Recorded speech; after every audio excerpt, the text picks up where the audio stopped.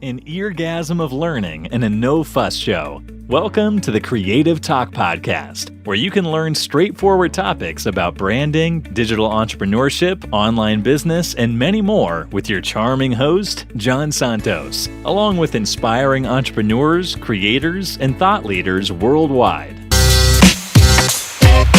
Hello, everyone. Welcome to the Creative Talk Podcast with me, John Santos. And today, we have a very, very special guest. I am a fan. Why? Because, well, our listeners and viewers know this, that I'm more into arts and design. More of like, I took up fine arts and arts and design is in my heart. And this person, our special guest, is for me an amazing human being because not only he is good in what he do, but he really stepped up. He really, brought that level to a different. He's amazing, guys. Why? Why? For our listeners and viewers out there, guys, he worked with brands such as Google, Adobe, Emirates, Converse, Coca-Cola, and Red Bull, a lot more. But he decided to move away. And I'm excited to know what was the thought process behind that. He decided to say goodbye to the freelance life so he could focus more on his core, his projects, himself as a brand and teaching on YouTube. Now, I mentioned YouTube, guys. I told him about this and he was like, he's used to it. He was like, nothing, no big deal, brother. 28 million views on YouTube. Guys, our special guest is teaching online with that view count as of now, 28 million. Wow. He is a professional designer with 10 years plus experience. 577,000 YouTube subscriber, guys. We're in the presence of royalty. Let's all welcome, very humble, I love the aura, I love the smile. He's just an amazing human being. Let's all welcome Ben Marriott. Thank you and welcome to the show. Thank you so much, Jan. That is one hell of an introduction. Thank you very much. I'm very flattered and I'm very pleased to be here. Thank you so much. So much for inviting me. I'm excited. Love that. I raised the bar, bro. You have. This is by far the most hype introduction I've ever had, and I love it. No, but I mentioned this off cam, and I'm gonna say it again, bro. Ben, thank you. I know you're a very busy person. You are an entrepreneur, time difference and everything, but you've spent time to be with us here in the show. So thank you so much, brother. The mere fact that you exchange, because for all the listeners and viewers out there, we were exchanging messages, and I have no idea that he would reply to my message because again, we are in the presence of royalty. 500,000 subscribers, 100,000 on Instagram, 28 million viewers. I mean, I'm a speck, but nothing like that happened. He reached out. He's an amazing human being, again, with that word, because he is. So Ben, again, from the bottom of my heart and my team, thank you so much for being with us here in the show. You're so welcome. I'm honored. Thank you very much. All right. So I know about your journey, but the details that I mentioned in the intro was in your website. It's really there. And it's I know you, I feel you, and I understand the concept behind the context where that came from because I'm an artist as well. But for all the listeners and viewers out there, they were like, what? Did you just said he walked away from working with those big brands to focus on what? So, bro, I wanna know more about, an overview of your journey. Why you do what you do as a brand, as a person. Who influenced you or what influenced you to be in this position you are right now? This position of greatness. The floor is yours, my friend. All right. Well, I think first I should explain a little bit what I do because I'm a motion designer and That's when I mentioned that to people, like the next question is, what does that mean? And then it's animation and like Pixar. And it's like, well, not quite. So motion design or like motion graphics, so some people may be familiar with some aspects of it. It's essentially where graphic design, animation, illustration, and like computer generated imagery, VFX, where they all meet, where they live together. So the main application of that is like commercial animation. If you see an animation for a brand that's animated but doesn't look like a cartoon, that's motion design. But it also so the graphic design graphic design animated, illustrations animated, but also things like how your UI, your user interface on your phone on an app, like when a button expands and contracts to let you know you've selected something. It's those little details. What's something that's designed to animate to an experience. Now, within that field, there's lots and lots of things like UI and visual effects and all of those things. My little niche that I do is sort of 2D illustrative motion design. So it's more graphic design and illustration that's been animated, and then those works are on your Instagram, right? Like clips of it, right? Yes, yeah, you'll be able to see anything like that on my Instagram. And yes, and before I started teaching that on YouTube, because that's essentially what I do now, is I teach people how to do that on YouTube, and I sell online courses as well. So that's my main business. But before that, I was a freelancer, and before that, working at working with studios. That's where I get to work with a lot of the big brands. That's earning a lot of money, eh? Yeah, and all right, it's a decent living. Like what I really love motion design for is I really think it's for people that are creatively minded and interested in like graphic design and illustration, because that was my main background. I studied graphic design at uni, and then I thought, nah, graphic design, it's a lot of moving rectangles and type. I want to do illustration. I want to draw cool things. Designers are gonna what is he saying? No, they'll agree. There's a lot of drawing rectangles and square boxes. I'm with you with that. Not that's not like, hey, I wish important. I had the attention span to stick to an art like that. Right. But I feel that I got to not bored. Like I always, with my mind, I want to jump around like, no, I want to try this as well, and try that, and try that. And then motion design happened to be where they all, I can use a little bit of everything there. But I really think it's it's a really fast growing industry, certainly as I've been going in there. And like for people that are into, like I was trying to be a freelance illustrator before I learned motion design. And it's very hard. It's a really competitive market because there's so many people with amazing illustration skills. And there's very few people that are getting paid like a good amount to do it for themselves.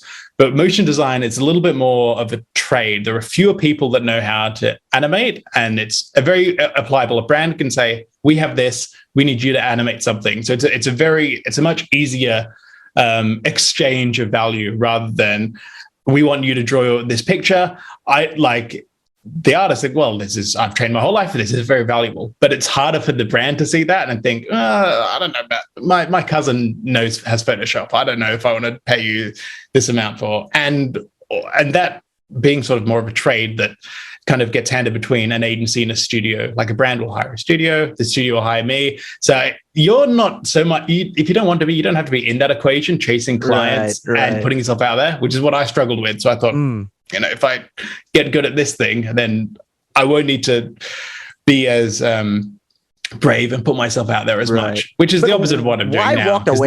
Why walk away with, certainly, I mean, you've said it yourself that there's it is a niche based, you're in the core, man. The supply and demand, you're in the core. They need you. Like what you've said, there's a scarcity when it comes to what you do. And I agree. I mean, I've seen people who like 10 graphic artists to do this, but to animate that, there's only like 2 or 1.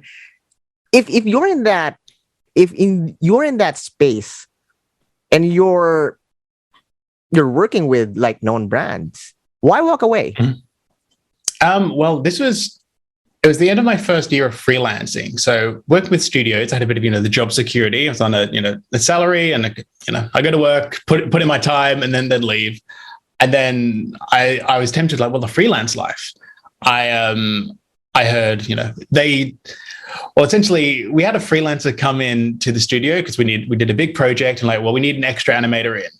And then I happened to learn that what their day rate was. And it was like, it's only a week's wage for me and everyone else on the salary. I'm like, no, that's the idea. You come in like a cowboy, like this mercenary that's come in, gets paid big dollars. They come in, they don't have to deal with any of the issues at the front, and they leave and don't have to deal with any of the back end. So it's like, that sounds like a great life.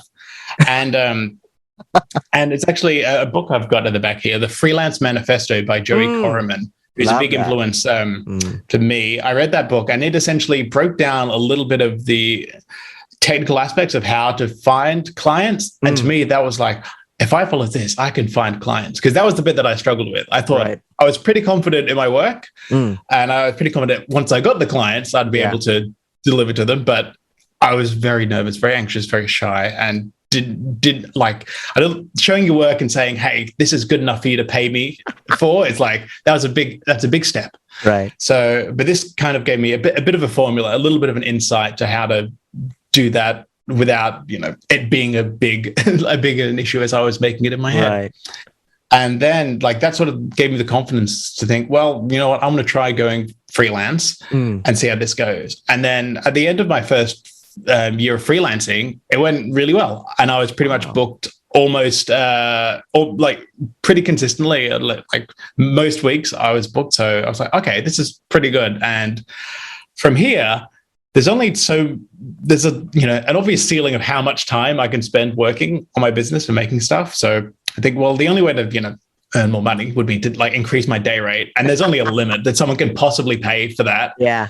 So I thought, well, what I can do in order to, because really what I wanted was to work on the more interesting projects, more cool projects that weren't as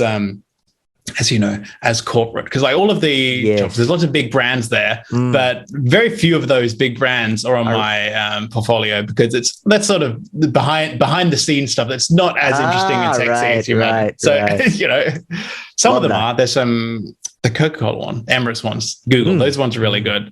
Converse one was very old. I'm trying to think of all the ones you mentioned. Some of them are Red Bull. How about Red Bull?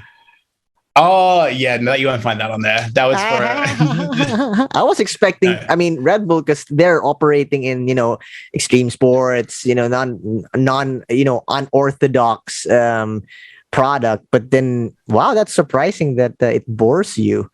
Oh, no, it wasn't so it was just not as exciting. It was for a promotion they did for a video game conference in Australia. They had a Street Fighter edition Red Bull. So I was animating Hadoukens onto a can. Really? So, dude. Yeah. That's what? Street Fighter. I grew up playing that on Super Nintendo. How cool is that? But yeah, kidding aside, I do get your point. Dude, were you scared, bro, moving away from that and towards embracing, for all the listeners and viewers out there, Ben here is focusing on, himself as a brand and teaching online. Was it a scary feeling for you? Was there ever a moment that you were like, man, this is scary. I did the jump and I'm not sure if this will work? The jump into YouTube wasn't that scary, because it was at the end of that first year I figured, well, what can I do to kind of get the jobs I want? I figured the best way to scale those kind of things, to do a more interesting job, is to find more people that see my work. And I figured, and grow an audience that way. Even though I'm not exactly sure what I want to do in 10 years, if I have a larger audience, maybe what I want to do might be easier.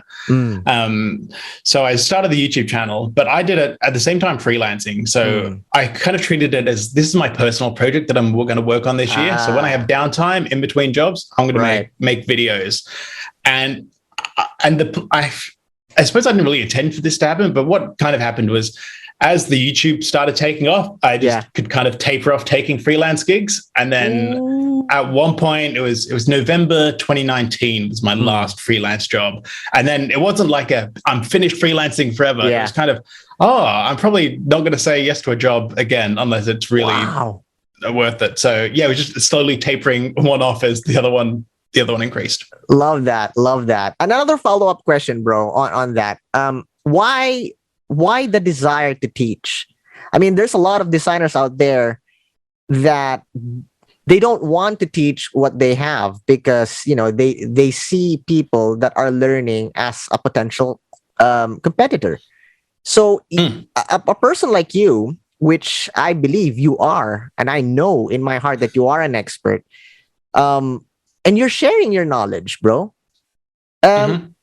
What's happening? Why the passion to teach?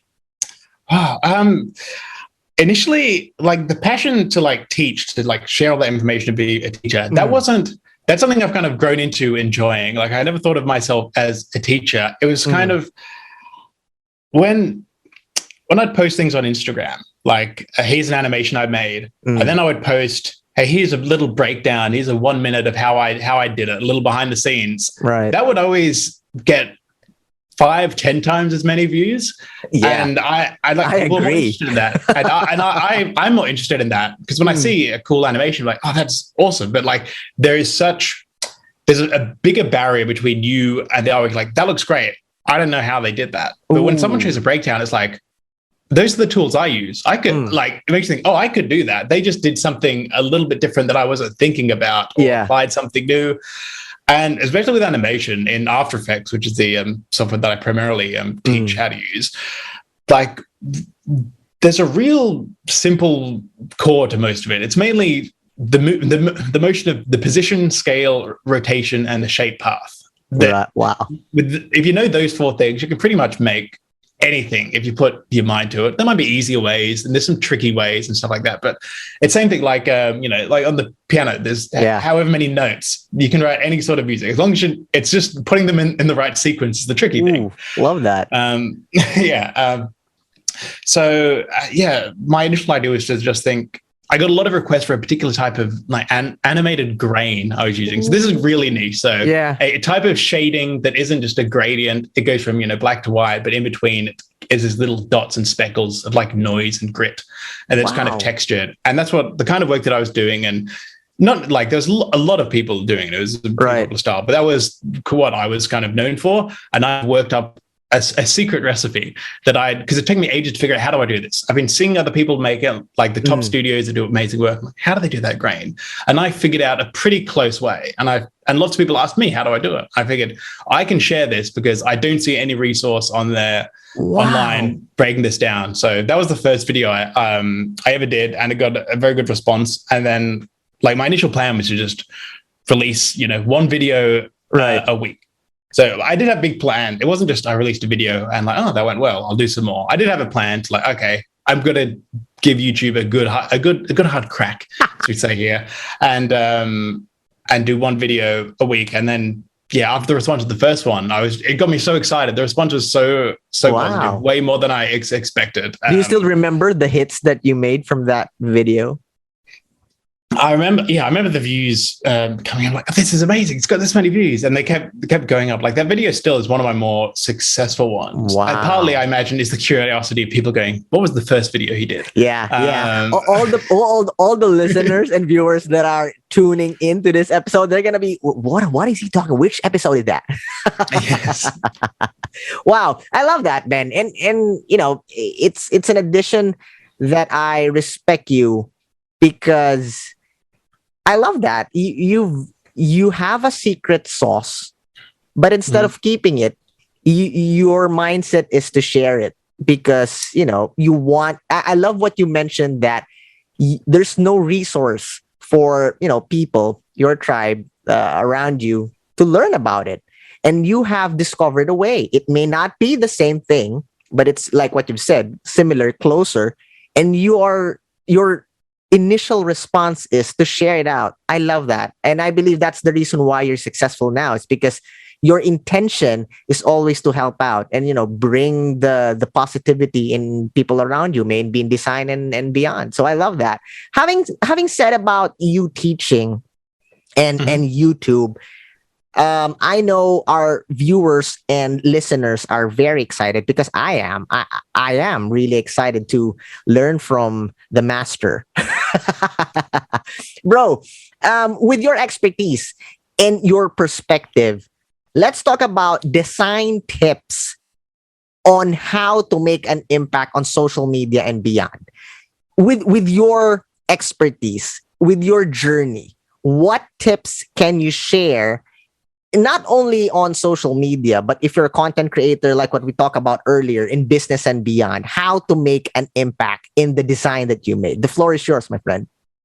Okay. Well, I think like the most important thing that I think really helped me starting, especially on YouTube, is that really I learned from watching lots of videos that to succeed on YouTube and really I think in any social media, you need to like offer. There's three things that people want to see in your feed. Like people are busy. There's literally like almost infinite amount of content they could be watching that's not yours. And typically, if people don't know who you are, they don't really care about you. And that's understandable. Like, so you need to like really offer them something. You need to make it worth their while.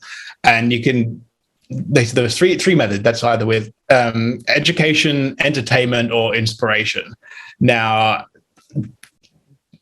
a lot of that's pretty tricky. It's inspiration and entertainment. They're particularly tricky and a lot more subjective. So I figured, hey, if I can teach someone something that no one, not that no one saw them before, but like they can definitely say, I watched this video and at the end I learned something, and then can't deny that. I can't take that away from them. People are going to disagree whether it's entertaining or inspirational, obviously. So I thought I want to just try to educate people in this format. So I think just really make the content valuable. A lot of time I see people, and I get caught up into the rat race as well of like, I just need to put something out there to be active on social, and it just ends up being empty and not that interesting. And like, what's the point of people looking at it? Because people, I understand that there's certain value in being, top of mind, of like being, oh, they know you exist. Oh, good. They remember him.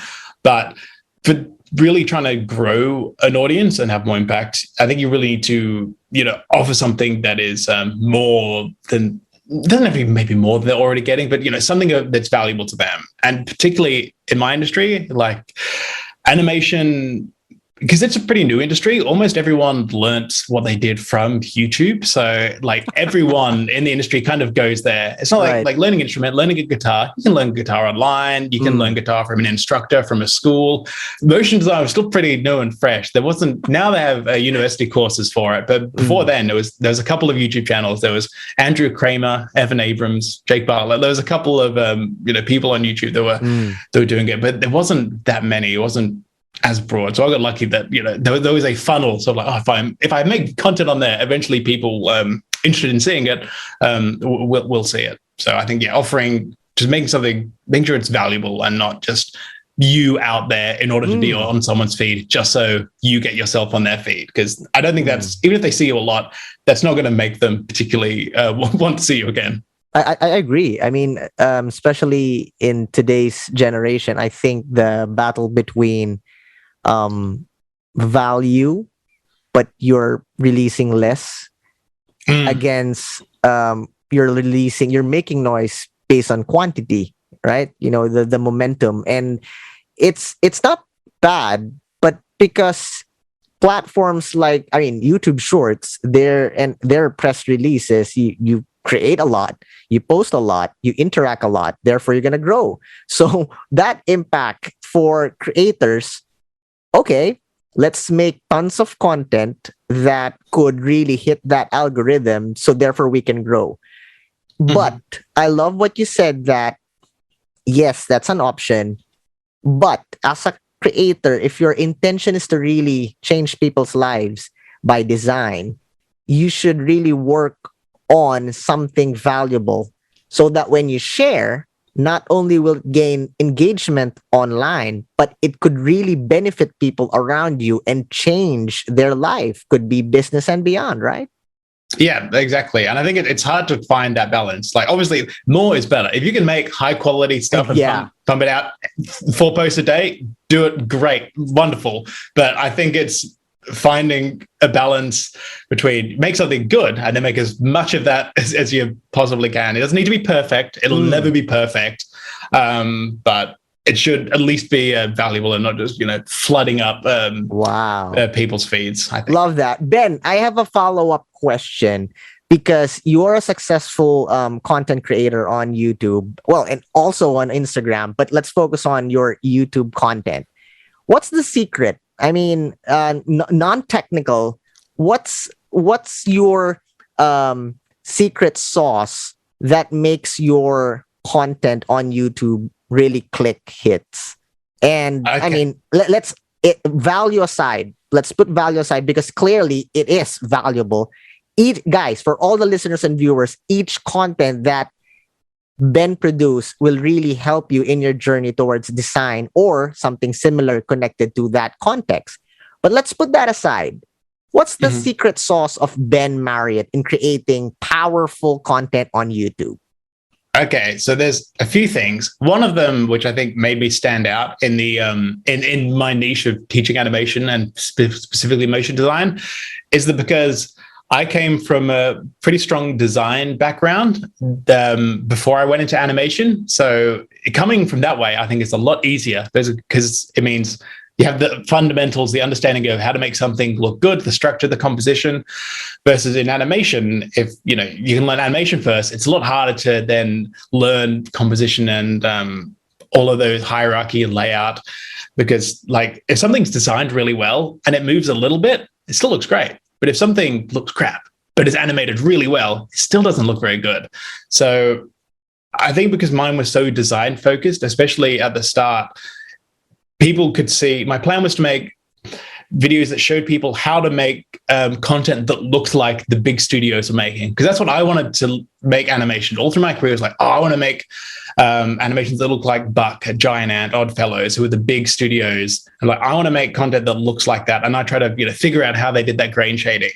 And then I think when I shared that, people could say, oh, stuff that looks reasonably high end, it isn't that high. It's still the same shape layers and basic motions that everything that they can do, and hopefully trying to essentially bridge that gap, show that hey, you can do this too. It's not that hard, and that's my philosophy in presenting things. It's like it's just simple things, moving it around. You can do it. Anyone can do this. It's it's tricky. It takes a bit of practice to get certain things right, but it's not that. I mean, you're a man at a mouse and a keyboard with all the resources you need in YouTube. It's you don't have to be born 6'7" to be able to play in the NBA or anything like that.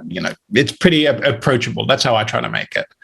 And then there's all the other aspects of the succeeding on YouTube is trying to fit in with their algorithm and play those games, which you do have to do in order for something to get successful.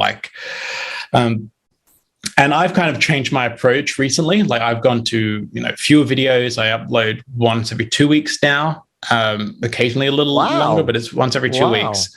That's really against what the platform is pushing, right? Like they want more. They want more and like daily if the creator can. But your technique is like once every 2 weeks. Wow.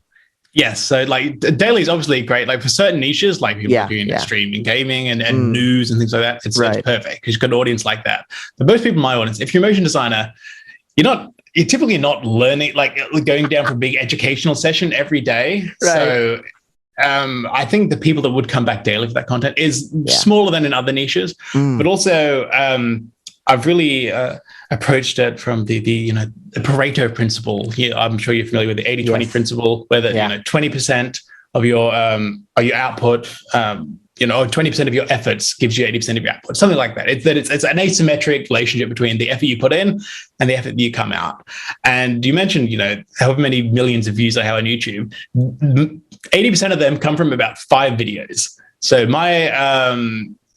because like most of my videos get around 50 to 150,000 views typically over a few months, but the highest viewed ones have over 1 billion. So my instinct now is to I don't want to make the videos that get like 30k views, and obviously this is still a lot of views. And back when I was this is so many views, but you keep doing videos that don't perform well, YouTube will punish you, and I do not want to be suffer the wrath of the algorithm. So my strategy is now what if I try really hard to try to make just the videos that perform really well? And coincidentally, perform really well by being really good content that people enjoy, that will click on and watch till the end or as close to the end as possible. So my new strategy with probably my last only like 6 videos, like all the videos I've made this year have been to like really increase the production value and the editing and get straight to the point and add things that explain things more than just simply a screen recording of a tutorial, which is all my other content, which is like great. If you're into that, that's fantastic. You'll sit there and watch it. But it's a pretty like boring thing, like cinematically. It's like, this is just a screen of software and a mouse moving around it with a voiceover. It's not the most thrilling enterprise. So I've tried to change it up a little bit. And really, like, thumbnails and the title are really the most important thing. Like, it's not great to see. I love the thumbnails, man. I love the thumbnails. I love the approaching titles. You are amazing.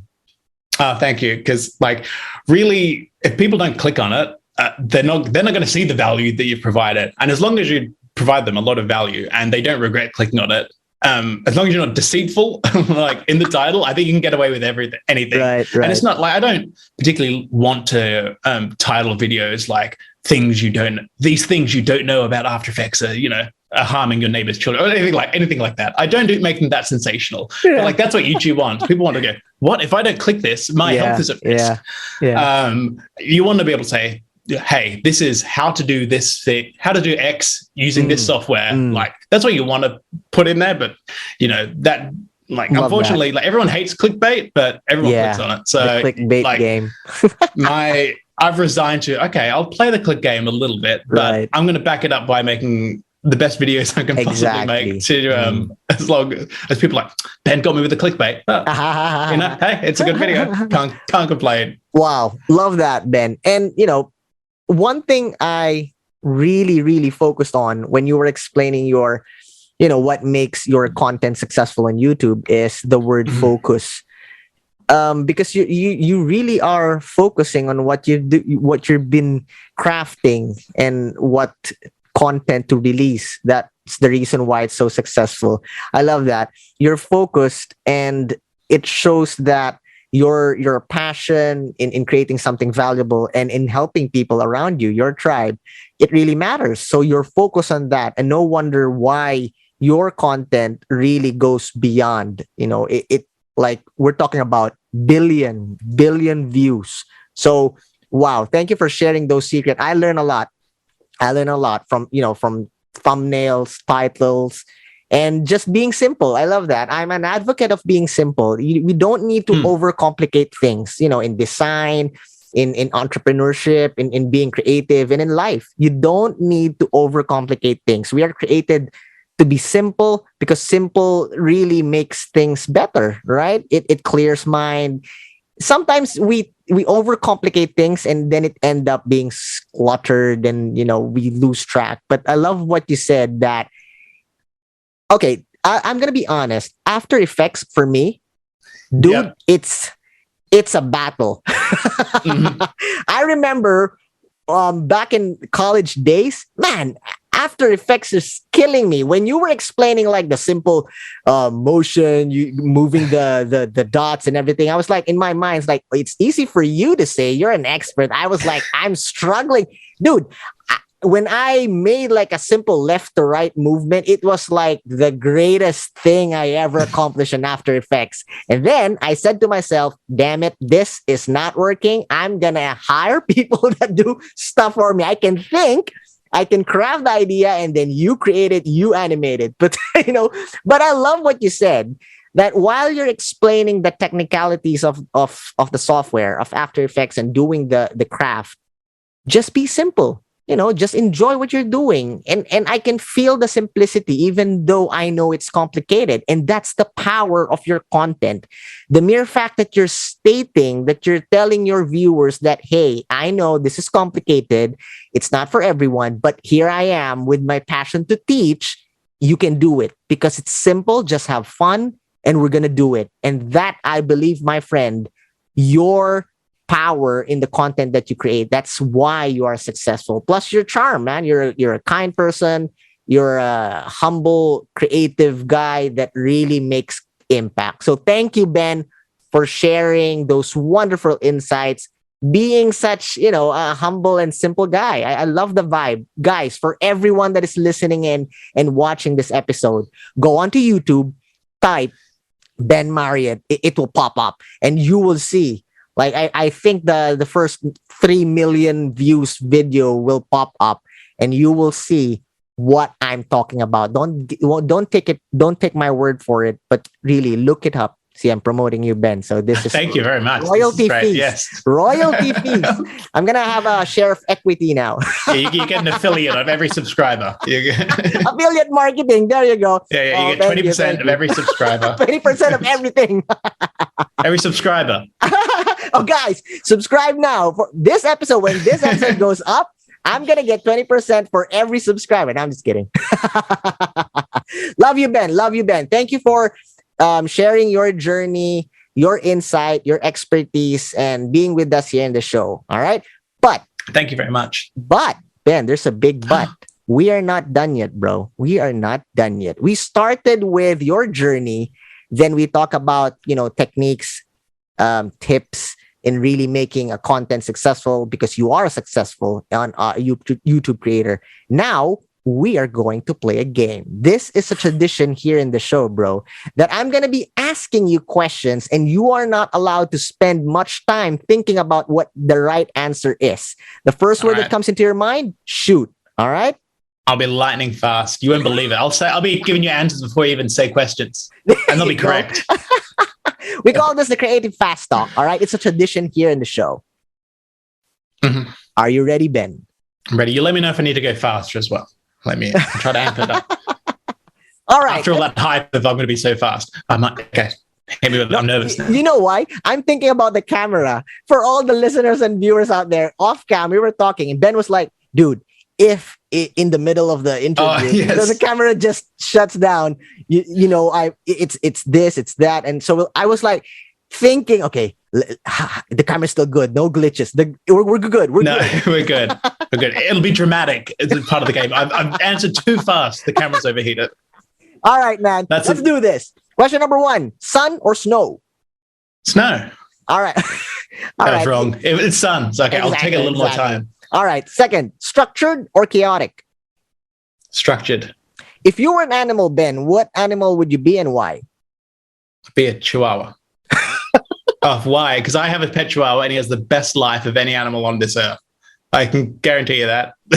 You feed him, you pick up after him. It's the all life. Hail, all hail the chihuahua. All right, all right. That's the first time I heard someone answer that. Well, all good. All right, Ben Marriott in the house, guys. Next, popcorn and movies or dinner and dancing? Oh, popcorn and movies. All right. Since you answered that, follow-up question is name your top 3. Damn it, 3 movies of all time. Oh, Spirited Away. Mm-hmm. Jurassic Park. Mm. Oh, it's tricky. It's tricky for the other ones. I'm probably missing some, but I'm trying to think of a good. I've said the life Monty Python, The Life of Brian. Oh, come on! I'm a Monty Python fan, bro. Yeah. Love that. Good choice. Next, passenger or driver? Passenger. Mountains or the beaches? Mountains. Ben, what are you afraid of? How deep do we want to go? Look, I'm afraid of home invaders. We've got to get to. Like, I'm scared of spiders, but not that scary. They can't really hurt me. Home invasions happen. Who's not scared of that, bro? I mean, why not? Yeah, you're what I'm scared of. All right, okay. I'll accept that. What's your favorite color, Ben? Teal. Ooh, okay. I just want to ask. It's not in the list. I can give you the hex code if you want. Hex code, love that. All right, next. Soap or toothbrush? Soap. But those aren't really just that interchangeable. Right. All right. Soap. Next, Ben, what is always inside your bag when you were a kid? If you can always remember. had a bag. Oh, sketchbook. Oh, come on. Nice. Love that. Love that. Also have that when I was a kid, the small one. Yeah. Next, what is the weirdest food you've ever tried so far? Oh, I've tried a lot of food. Starfish is pretty weird. Really? Which country? Yeah. Which country? China. Ah, man. China. I went on a tour of the zoology of the but starfish, like scorpion was great. Starfish was great. No, starfish, seahorse. Starfish, right? Starfish, not so good. Is it deep fried or is it stew or what? The other ones were deep fried. So seahorse and scorpion just take like a crispy bit of batter, but the starfish, because like a decent. When you think of starfish, it's that size of starfish. You imagine like maybe 10 centimeters across, but it was its insides. So it was just like the texture. Imagine what the texture of a starfish is like. Like that's not a fishy. Was that not fleshy? It was like couscous in like texture and what's it like a fish broth kind of taste, and it just wasn't as that nice. But that's probably one of the weirdest. Wow, love that. All right. Yeah. No, I was thinking. I never thought of like someone who would cook starfish. I mean, it's so. You see it in cartoons, right? Starfish is a friendly freaking. Yeah, exactly. It wasn't one I was planning. I knew people. But hey, it's in the ocean. You're hungry. You eat starfish, and then it's only because I'm from like that. Was it spicy? Was it spicy? No, it wasn't that spicy. No, right, but you wouldn't eat it again. I tried different. It might have been that shop that mentioned a bad one. Right. Who knows? I only tried one, so I don't want to. Okay, there you go. Very adventurous, eh? Nice. If you put it in a stew, you wouldn't realize it. So. All right, this last question can be, something serious depending on how you will take the question. All right.